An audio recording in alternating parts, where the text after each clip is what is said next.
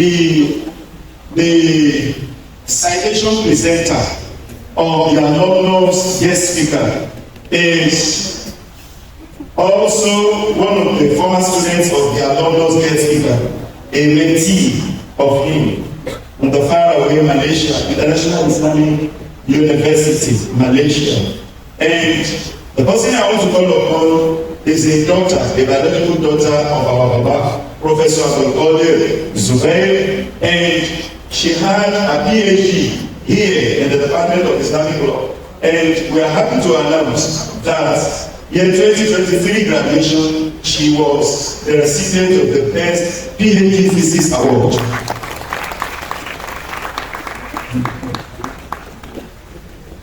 She is Dr. Aisha Zubair. Please come forward to me.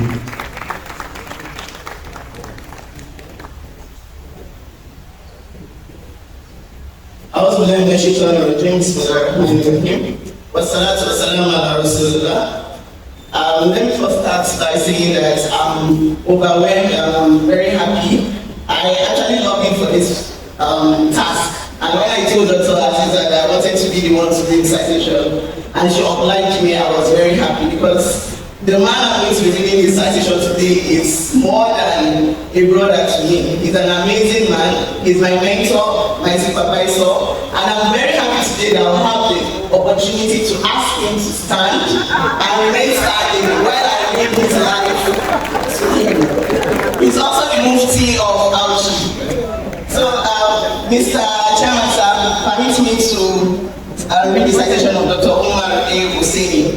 And let me warn you that this is not a brief citation. Until recently, Dr. Umar Oseni is the Chief Executive Officer of the International Islamic Liquidity Management Corporation, a multilateral financial institution headquartered in Kuala Lumpur.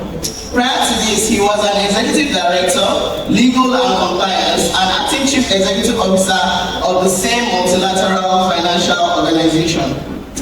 At some point in his career, Dr. Umar was an Associate Professor of Law and Regulation of Islamic Finance at the International Islamic University, Malaysia. Dr. Umar was also a visiting fellow at the Islamic Legal Studies program of the Harvard Law School, Harvard University. Apart from being a Harvard certified negotiator and dispute resolution expert, Umar has consulted for numerous bodies in the areas of law and regulation of Islamic finance. With a good blend of both significant academic and industry-wide experience in Islamic finance, Dr. Umar has completed strategic consultancy works for some United Nations agencies such as the International Organization for Migration, IOM, COMSEC of the Organization of Islamic Cooperation, OIC, Islamic Development Bank, IDB Group, and other government and government-linked agencies. Dr. Umar is a member of both the Nigerian Bar Association and the Canadian Bar Association. With over 100 publications in Islamic finance law, Islamic legal studies, arbitration, dispute resolution, and related areas, Umar has published widely in reference journals and books on Islamic finance and law. Umar co-authored the first textbook on Islamic finance titled Introduction to Islamic Banking and Finance, Principles and Practice, which was published by Person Education Limited in the year 2013. He is also a co-author of IFSA 2013, Commentaries on Islamic Banking and Finance, and Alternative Dispute Resolution in Islam. He co-edited Islamic Finance and Development and Emerging Issues in Islamic Finance and Law Practice in Malaysia. He is also the lead editor of FinTech and Islamic Finance, Theory and Practice, a pioneering authoritative book on the dynamics of financial technology in Islamic finance. His forthcoming book is titled Islamic Contract Law, commissioned by the Oxford University Press. Umar was recognized as a top global thought leader in Islamic finance as of 2016 when he was formally leaving the academia and joining the IIM. He was recognized globally as one of the top 3 most prolific authors globally in Islamic finance and related areas, including Islamic finance arbitration and dispute resolution. He co-founded the International Workforce Research Center of the International Islamic University, Malaysia. Umar was an external reviewer for the report Islamic Financial Service Industry Development 10-year Framework and Strategies, a final review, which was published by the Islamic Development Bank and the Islamic Financial Services Board. He was a steering committee member for the establishment of the first Islamic credit union in Ontario, Canada. This will be the first Islamic bank in Canada.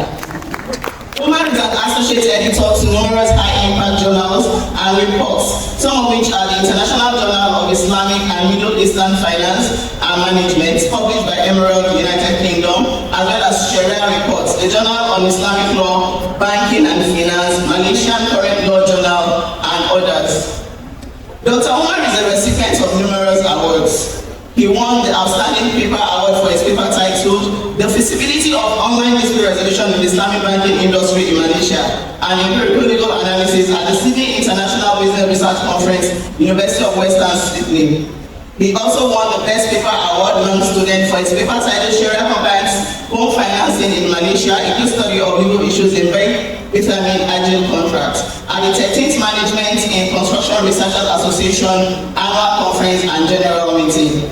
He also won the gold medal for his paper titled Regulating the Islamic Capital Market, the Governing Law Clause in Sukuk Transactions at the IEM Research, Invention and Innovation Exhibition. Dr. Umar won the gold medal for his paper titled Sharia Court Annex ADR, Dispute Management in Islamic Property Cases in Malaysia at the IEM Research, Invention and Innovation Exhibition. Dr. Umar got the Best Paper Award, Islamic Finance category at the Second International Conference on Islamic Economics and Economics of the OIC countries held in Kuala Lumpur, which was organized by the International Islamic University, Malaysia. He was the second prize winner by the Lumpur Islamic Finance Forum essay competition in the year 2011. He also got the Best Student Award, Master of Comparative Laws with distinction, International Islamic University, Malaysia, and other numerous awards because of time paused here. Umar secured numerous research grants, both nationally and internationally, one of which I would like to say I'm a beneficiary of. While I was in my master's program at Malaysia, I was a research assistant under the grants, and I was doing my research, I was getting paid every month. He has supervised quite a number of theses and dissertation, and I'm proudly one of the products because he supervised my thesis, my master's thesis, as I mentioned earlier. Umar received his LLB in Common Law and Sharia from the University of Ilorin, Nigeria, Master of Comparative Laws with distinction and PhD from the International Islamic University, Malaysia. He did his postdoctoral fellowship program at Harvard Law School, where he specialized in dispute management in Islamic finance. He also holds a professional Master of Law degree in financial laws from the York University, Ontario, Canada. So this is a man, he's a man of many awards. Thank you, sir.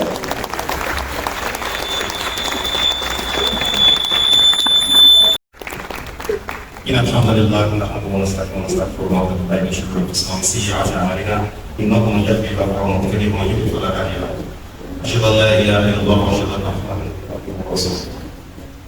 Mr. Chairman, distinguished guests, ladies and gentlemen, Assalamu alaikum wa rahmatullahi wa barakatuh. Mr. Chairman, for those of you who do not know, Mr. Chairman is my father, and on that basis, I'd like to request you kind of rely on existing protocols. Thank you, sir. It is a rare privilege to be here today and to be invited to deliver the first distinguished alumnus lecture in honor of graduates of the Department of Islamic Law who have excelled in their spheres of practice, particularly Islamic legal practice. I appreciate the unique privilege and will try to do justice to the topic given to me. Though this is not an inaugural lecture, as you all know, most of the things I'll be sharing today are born out of personal experiences in the past few decades. While I do not claim to be a global Islamic law professional, I have had the opportunity as a student of Islamic law to observe key developments in the past 2 decades. And thus, I'm happy to share some of the key stories with young scholars. To our learned seniors, professors, and mashayikh, I personally thank you for gracing this occasion. And as I believe you are here to observe, affirm, and give credence to whatever I will share with the audience today. As we celebrate our learned Professor Abdulrafi Omotosho, who have made significant contributions to the development of Islamic law in Nigeria and beyond, I'm thrilled to note the presence of eminent personalities in the legal profession: Islamic law, Arabic, and of course, Islamic studies, which we call Islamics.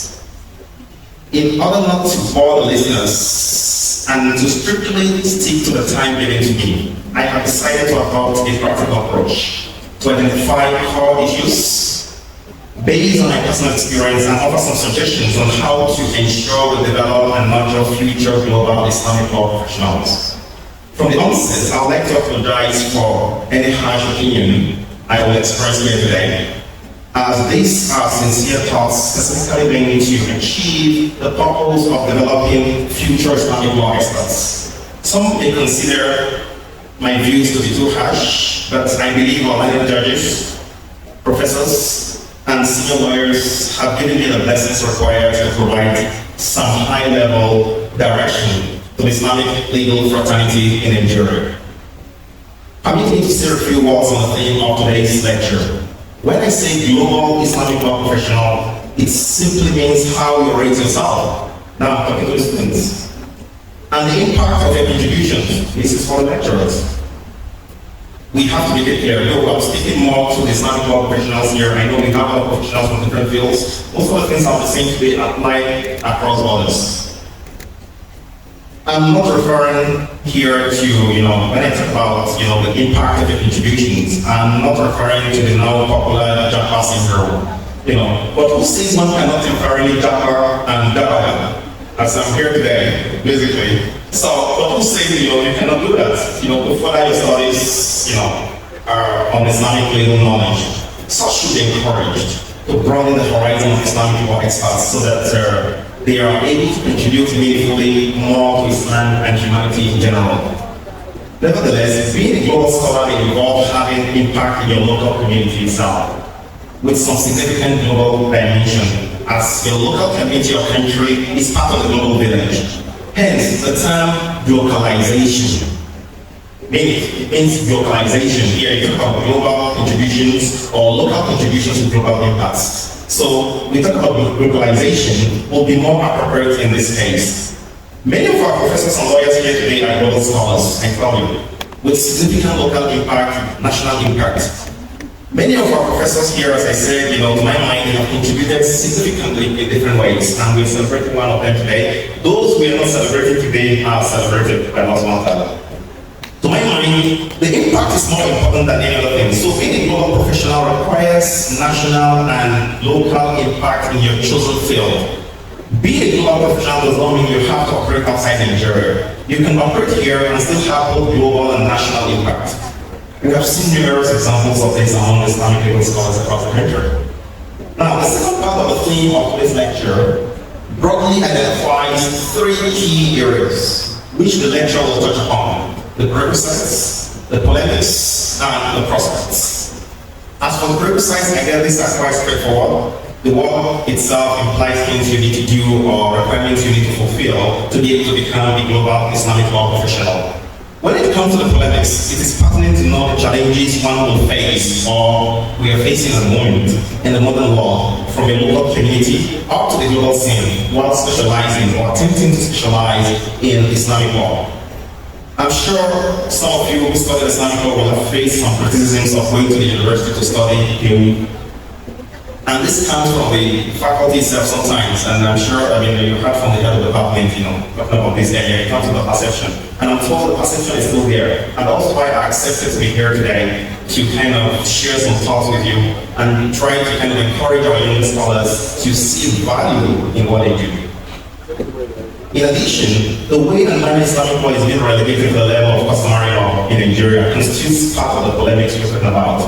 And I'm glad that we have received such profound pronouncements from the Supreme Court bench in the often cited Alumnus versus Table.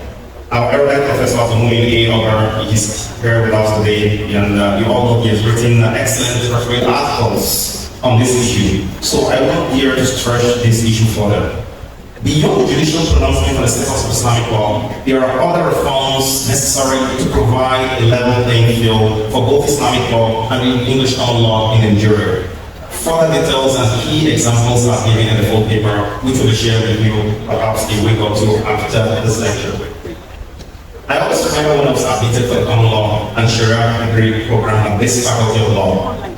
As a young student back then, I noticed people often look down on Islamic law students, which was quite strange to me given my background. I always feel, and indeed still believe, that having a broad understanding of the law beyond just the English common law makes you a better legal practitioner.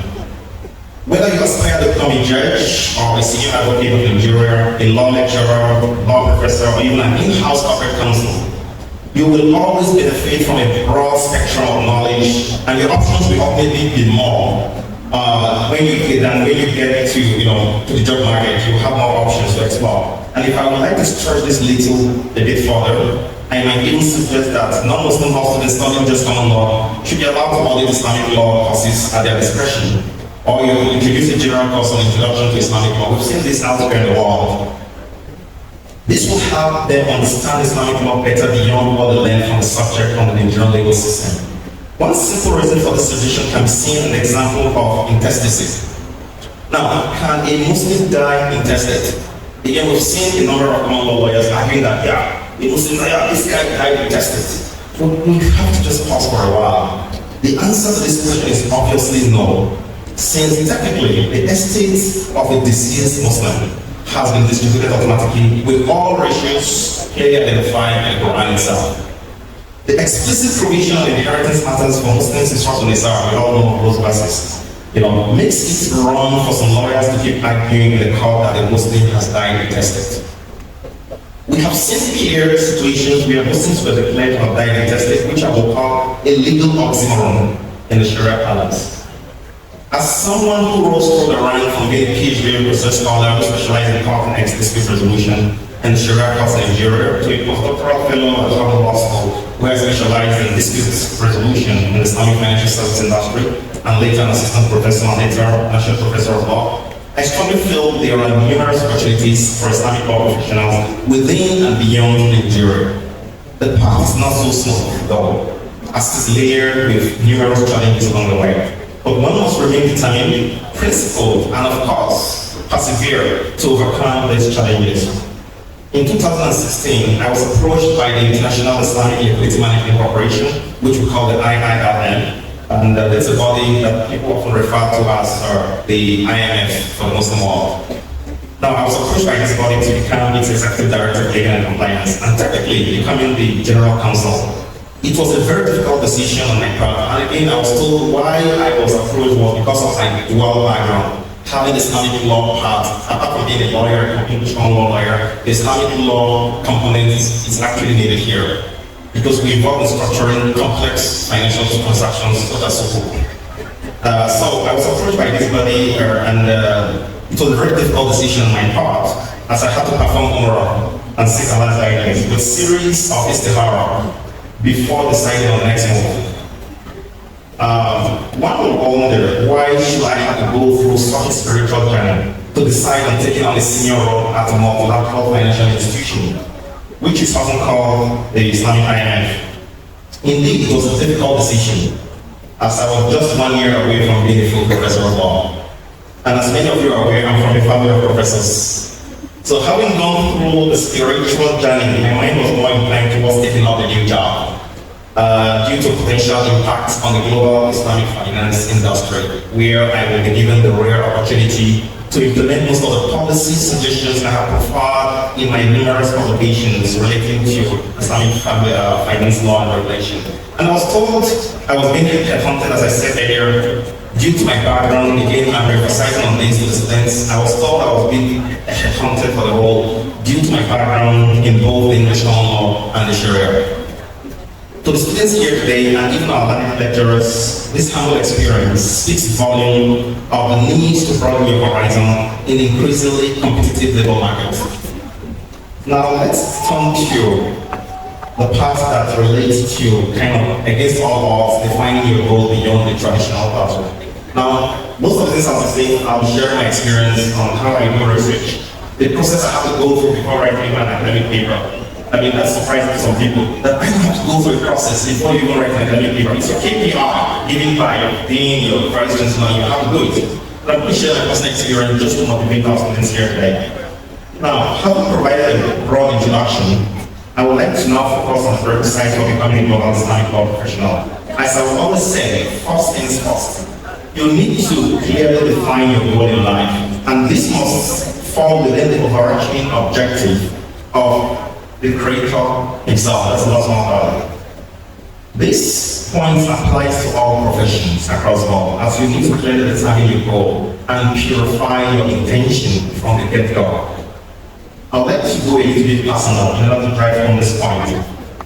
I was born a premature baby, I'm sure the German education knows that, in Algae, and premature means 7 months here. And there was no incubator at that time to keep a preterm baby alive. But alhamdulillah, I survived against all odds. So what I'm going to say with this is, never define yourself by where you came from or your humble background. Strive to achieve the best out of every opportunity that presents itself before you. One thing that helped me along the way was to believe that there is more to life than just the day and night. And in Layla of Nahara, there's more to life beyond that. You can just believe it. That's not how they don't just trade us, just like that. You just live, we eat, drink, sleep, wake up in the morning. No, life is beyond day and night. And I'm not giving thoughts back here today. Of course, the imams and Mashari are here to give me the offer. But again, I just feel I should emphasize some of these very important points. That life is beyond just kind of day and night. And our purpose in life has been clearly defined by our Creator, and it is nothing than to worship Him alone. Therefore, in everything we do, whether in our personal or professional callings or capacities, we should always bear in mind that we are here for a purpose. Hence, the need to always define and recalibrate your purpose all the time. As a young Islamic law student, I tried to define my goal. My first exposure to classical Islamic law literature, such as Sahih Bukhari, Tafsir al-Kathir, even Fatul Qadir of Imam Shawkani, My first exposure was to my grandfather's books, which my father inherited from him.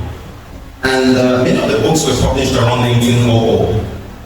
As a teenager studying Arabic and Islamic studies at Umar in Pakatan in Ilorin, under the tutelage of the late Sheikh I had no choice than to explore the books I found in my father's library.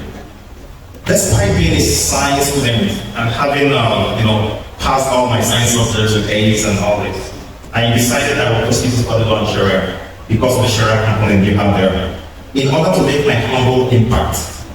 While many people around me, including friends and teachers, expected me to proceed to study medicine, I stuck to my gun and proceeded to study law and Sharia. I remember a conversation related to this issue which I had with the current registrar. He left a while ago, Mr. Barrister Muhammad Alanda, who incidentally was at my secondary school. He was at the library at that time. And he was very committed actually, to human capital development. And I had to call me, Omar, where are you? What are you doing? Then I told him, I'm proceeding to study law and Sharia. Oh, and you have a science background. So, what I only did was I added Arabic in my YI, Arabic and literature. These are two subjects I added in my YI, and that brought me here, basically. I knew the registrar, back then as a teenager, we just wanted in secondary school. And when I got exposed to the first courses on Islamic constitutional law during my second year under Professor Abdulrafi, and thank you for being here today, I immediately devised a way to ensure that I get the best out of the London professor's lectures. I had a regular supply of classical Arabic and Islamic law books at the Diablo here in Ilorin, near the Central Mosque in Ilorin. And again, at that time, you will not see me wearing expensive dresses or, no. I prefer to invest my extra income in these books, that will actually guide me, once I learn from our professors in the class. And I always ask my professor which book was related to the course. He's here today, Professor. And I will place the order through my book supplier. That was how I acquired numerous Arabic books in Sharia, such as Council of Mawardi. I'm sure you remember that now. I accessed that specifically what book we would need for this course. When I think that was my second year, we had this course on Islamic constitutional law. And I asked the professor, he told me, this is the relevant book, and some of those books are already in his books he provided for us. It was easy to kind of acquire books. And you have Council of Umar as well, Apart from those books, we had the tafsir, I think, by Muhammad Ali. I remember buying it as well when we were learning under the professors. And whenever we take a new course, I try to get the Arabic text, which I studied on my own, and in some cases guided from our professors. One notable book I bought when we had a course on Usul was the book written by Shatibi, of Shatibi. As a student, I bought it with my extra pocket money. So students, you see, you've got to define your purpose in life from the very early stage. And that defines you. Don't bother about your background, you came from a family, maybe your father is not a professor. It doesn't matter. You can be better than your professors if you work hard. So this is something that, the aging people here have to kind of encourage you or motivate you. And I think these points are very important. That's why I had to go personal. I deviated a little bit from the text of the lecture. Now, why I took my time to share my personal experiences to guide the younger generation who are still studying, and to emphasize to them that you do not have to rely solely on your professor to learn and understand any subject. And I'm speaking from the perspective of someone who has taught in many universities across the world. From the US to Malaysia, I've taught in many universities. Don't rely on your professors, and I'll tell you why. You need to do your own homework and enhance your knowledge and skills. The job of a professor is to introduce you to a subject. But 80% of the world lies in your hand. In the world of ChatGPT, artificial intelligence, I would even recommend that university students, should only be given reading materials ahead of the class. And when they come to the classroom, there should be a focus on the application of the knowledge they have actually acquired through their readings. I feel this should be the way to go. I personally enforced this teaching method when I returned from Harvard to the International Islamic University in Malaysia. Even though the students were complaining initially, they later got used to the teaching style, which helped them a lot, and it helped to produce better students who do not just memorize lecturers' notes, but acquire the skills required in this profession on how to apply the knowledge in practical situations. Now, with the publications I've done here and there on different aspects, people tend to emphasize on some of the scholarly achievements. Someone said, I think Dr. Aisha mentioned published more than 100 publications, basically, I'll tell you something about that. People tend to emphasize on some of these scholarly achievements, which unfortunately I see differently. And I'll tell you why. The urge to keep writing and contributing my humble ideas to the global scholarly community of Islamic finance law and regulation comes from the perspective of the need to worship my creator, your creator, through what Allah subhanahu wa ta'ala has bestowed on us. My approach to research and writing is this: whenever I discover an issue which is plaguing the industry, or the global Muslim community, or even the legal fraternity, I always feel it's my role to sit down and provide some directions based on what leaders, jurists, leaders, scholars that we have many of them here today, based on what they have interpreted. I just write based on their interpretation, and I provide solutions to problems. And such directions are predicated on the fact that the first step is purification of intention before embarking on any research. The intention is always clear. You should be clear that the efforts are solely to worship my creator and not some academic titles or accolades. That doesn't mean academic titles duly earned are not important. We acknowledge, cherish, and of course we celebrate our professors in Islamic law and beyond who continue to provide guidance to the young scholars. To drive home my point, I would like to give an interesting example. When I discovered a major issue on fatwa shopping in the global Islamic finance industry, in law we talk about forum shopping, more in international law, I discovered that there's even a problem of fatwa shopping within the global Islamic finance industry. And the basis of the global Islamic finance industry is Islamic law. Fiqh muamalat generally, don't be bothered about this finance when you hear Islamic finance. The basis is fiqh muamalat.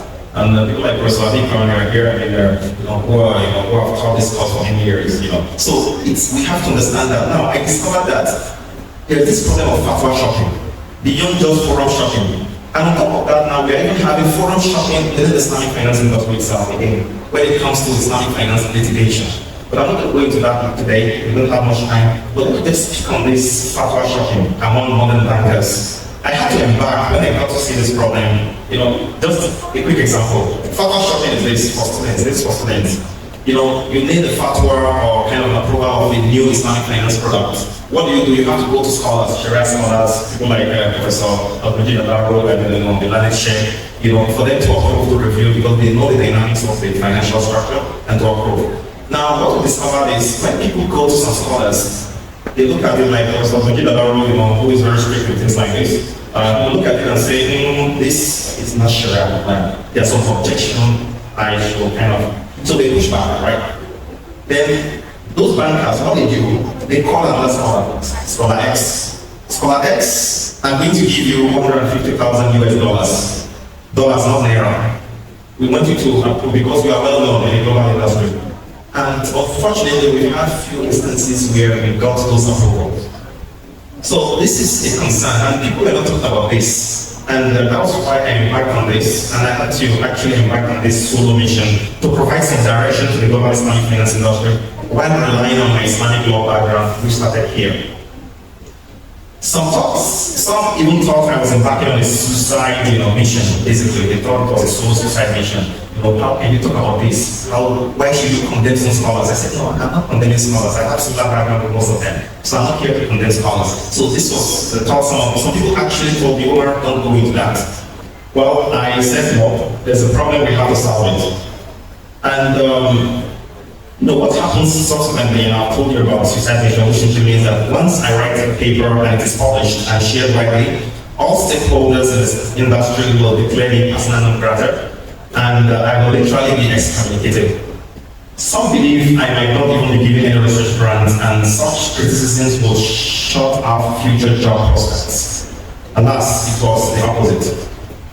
Once your intention is clear and you have clarity of mind of what you want to embark upon without any ulterior motive, then Allah will always be on your side. This was my experience. I proceeded to write a paper on the legal implications of fatwa shopping in the Islamic finance industry, where I did not only identify the challenges, I also provided some key policy recommendations, which are now being adopted in some jurisdictions when it comes to Sharia governance and law reforms relating to Islamic finance.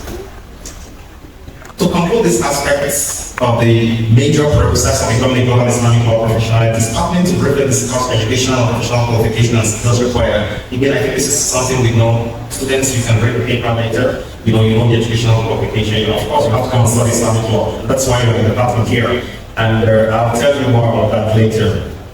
Now, I'm not going to waste my time on some of these points. You have to study Islamic law and graduates, develop your language skills in Arabic, which is very, very important. You've got to have working knowledge of Arabic, if you're studying Islamic law. And I'll come back to these points later. Now, when it comes to deep knowledge of Islamic jurisprudence, also known as fiqh, this represents a profound understanding of the principles, methodology, and sources of Islamic law. So you've got to know the process of ijtihad itself. And this is what they teach you in your Usul al-Fiqh class, students. So you learn this. Now, when you learn Usul al-Fiqh, I tell you again, and I'm sorry to say this, you are better equipped than a common law lawyer, ultimately. Because these are standard processes, they are complex processes. And when you build this, and you even add this into your common law practice if you are practicing law as a common law lawyer, and I think that will actually help enhance your professionalism.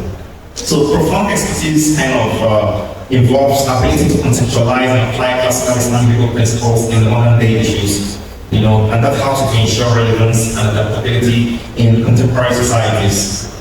Of course, I mentioned Arabic language proficiency hold immense importance for individuals aspiring to become global Islamic law professionals. And as part of my own contributions in mentoring younger scholars, there have been situations where graduates of Arabic or Islamic studies were being taught to build their career around Islamic legal practice. Our brothers and sisters who graduated from world-class institutions in Cairo, in Medina, Riyadh, Jeddah, other countries, other major cities across the world, develop their career in Islamic legal practice. And I'm personally involved in mentoring some of them. Sometimes I go to Jeddah or Riyadh for meetings, and some of them will come to me and we discuss. And from there, we help them to kind of, shape the future career they will adopt.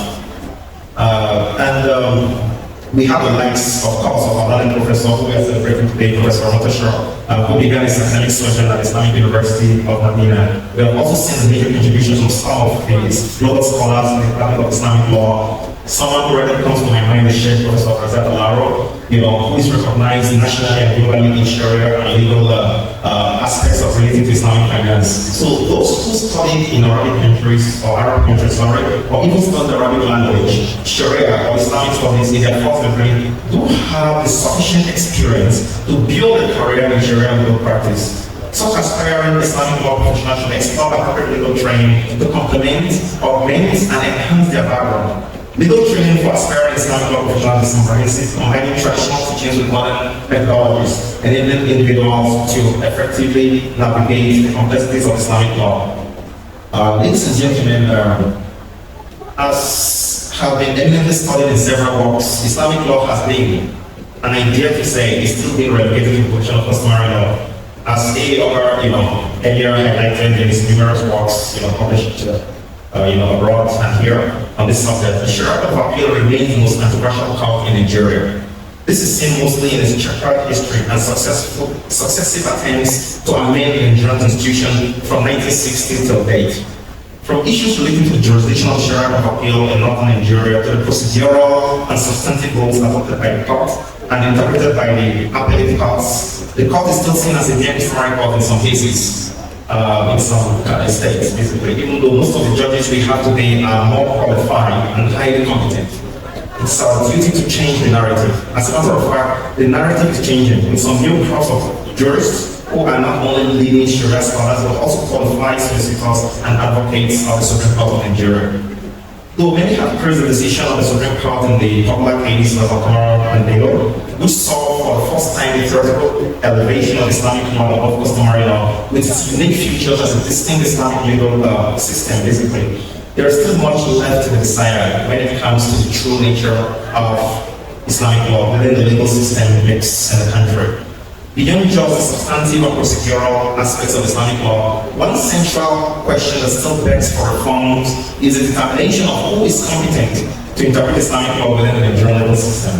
Since the Supreme Court constitutionally has the final say on matters relating to Islamic law in the country, one possible solution would be to ensure at all times there is a dedicated panel on at least 3 juries in the apex court that focuses on Islamic law related appeals. We all have a number of cases just recently, on the Supreme Court bench. I'm glad to know that new judges or justices have been appointed recently. And we need this dedicated bench at the Supreme Court as well, just as in other court of appeal. Another option that we reflect the hearings from various stakeholders among the legal fraternity is to introduce some constitutional amendments to allow the right of appeal on Islamic law matters to terminate the court of appeal, so that the Supreme Court is completely kept out of issues related to Islamic law. As a policy court, the Supreme Court should not be involved in Islamic law matters, as jurists have to be specifically or specially trained in matters related to Sharia or Sharia-oriented policy to be able to deliver policy judgments relating to Islamic law. Such deep knowledge of fundamentals of Sharia-oriented policy and relevant principles require in-depth knowledge of the Sharia, which transcends the constitutional knowledge requirement for Sharia education. Another challenge relates to the pedagogical approach adopted in training future Islamic law experts. While I do not intend to opine on the curriculum used in Nigerian universities, however, based on my personal experience, I would like to suggest that every student of Islamic law should have a working knowledge of Arabic, as I emphasized earlier. This also applies to practicing Sharia lawyers, and of course, it goes without saying the Sharia court judges, probably defined, which includes all the judges involved in Sharia application up to the Supreme Court level. My humble background in Arabic language has significantly helped me inform my research and practice globally. At my fingertips, I can access huge collections of classical sources from leading online libraries like Maktaba Shamila and Maktaba Warfia. The only thing I need is just an internet, that's it. And I've completed many research projects and drafted legal opinions on Islamic family law matters for high-profile cases in some European and Australian courts involving Muslim subjects without visiting a physical library. Beyond the core Arabic courses in LLB Sharia curriculum, policy makers could also consider optional crash courses or Arabic immersion programs during summer break to enhance students' learning experience. In addition, while taking relevant Sharia courses at university, students should be exposed to recommended reading materials written by classical scholars. And based on interaction with many Islamic law graduates, one important challenge young Islamic law professionals face in Nigeria is lack of mentorship. Mentoring younger scholars is key to producing global Islamic law professionals. As learned professors and supervisors, it is your duty to create time to grow, mentor and guide the future scholars despite your busy schedules. If one considers this as part of ibadah or worship, and that as a murabbi is not simply a teacher, it's translated as an exemplary mentor to your students. You are required to mentor future scholars who will take over from you in the near future. Then one has to be fully committed if you believe in this objective.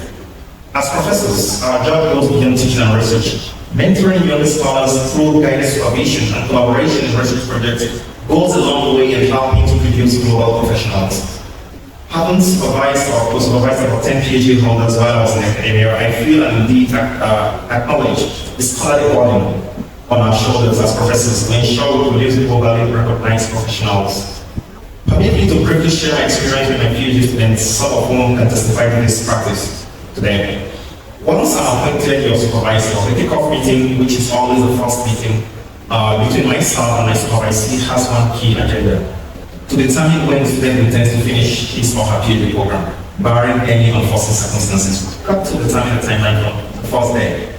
This comes after we've agreed on the area of research and after identifying the content and the context of the subject matter of research. We must agree on a reasonable timetable on day one to ensure we manage our time properly on both sides.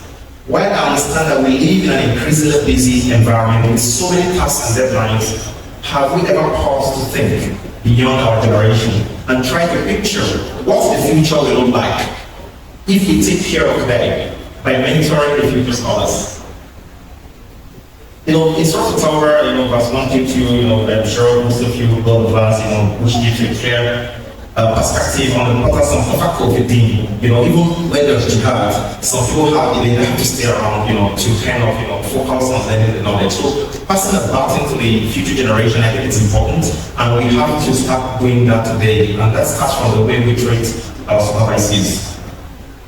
This requires the introduction of a proper mentorship program involving practicing Sharia lawyers, professors, and learned Sharia court judges.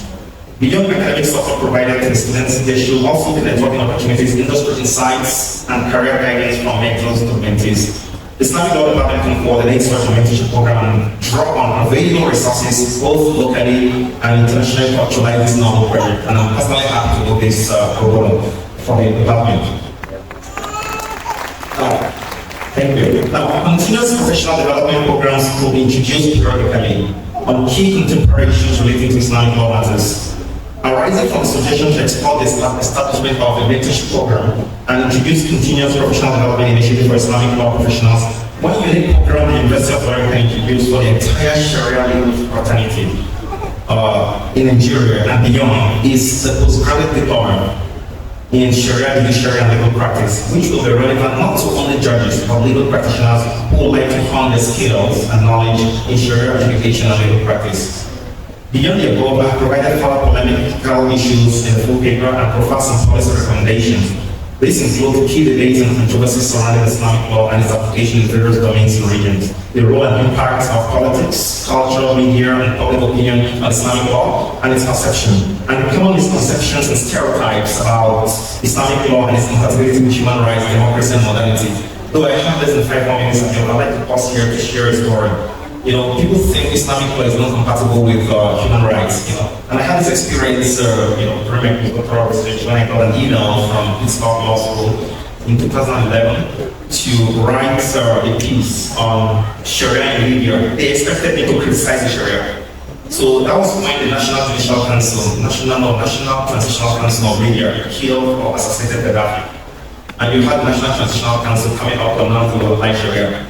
And I got this email one afternoon in my office in Cambridge, the campus of the Law School, and I didn't know what to do. Of course, I saw the divine guidance, 2 rakats, and I accepted to write it. They wanted me to write something against Sharia, and I wrote it. But if you ask me what did I write, Okay, I think that's the main thing. I wrote it, but it's still online up to today, the link. So anything you do sometimes the internet is there all the time. So they wanted to get this young scholar, catch him well done, and kind of give him a lot of research grants and make him speak in this area. This is what I do. I have no apology to say this. And I got an email, and I later got to know some of my colleagues here were approached, but they declined. And it got to me, and I did it. Well, what did I do? I told them, first things first, Sharia, they said Sharia law. I said it's not like Sharia law. You either call it Sharia or you call it Islamic law. So that was the first thing I had to clarify. Sharia law basically is, I consider it as a tautology, basically using the same word in different ways. And in Arabic, or those study in Arabic countries or Arabs who say Sharia is Islamia, and they translate it as Islamic Sharia. I clarified that point, so that was done. The next point, the real Sharia protects human rights. The real Sharia gives rights to living a dead body in Islam. The dead body of Gaddafi, people were like, queuing up to use their mobile phones to kind of take photos. That itself was wrong under the Sharia. So I clarified that. So I said, have you ever heard of Sharia itself giving rights to a dead body? This is something they don't know here in the US. So that was my approach. So rather than speaking against Sharia, I told them what the actual Sharia is. And I thought they were going to publish the paper. I waited, first day, no reply. Well, I was just sitting in my office, so I didn't actually ask them to. They came to me, so it's okay. Second day, no reply. I said, MashaAllah. Third day, I got an email. Dear Professor Oseni, that's what they call everyone in the US. You're a lecturer or if you're in a university. They've published your whatever online. And I quickly rushed to the website of Christmas Law School to check what did they publish, whether they amended it. Because I can sue them if they have changed anything. They publish it as it is, alhamdulillah.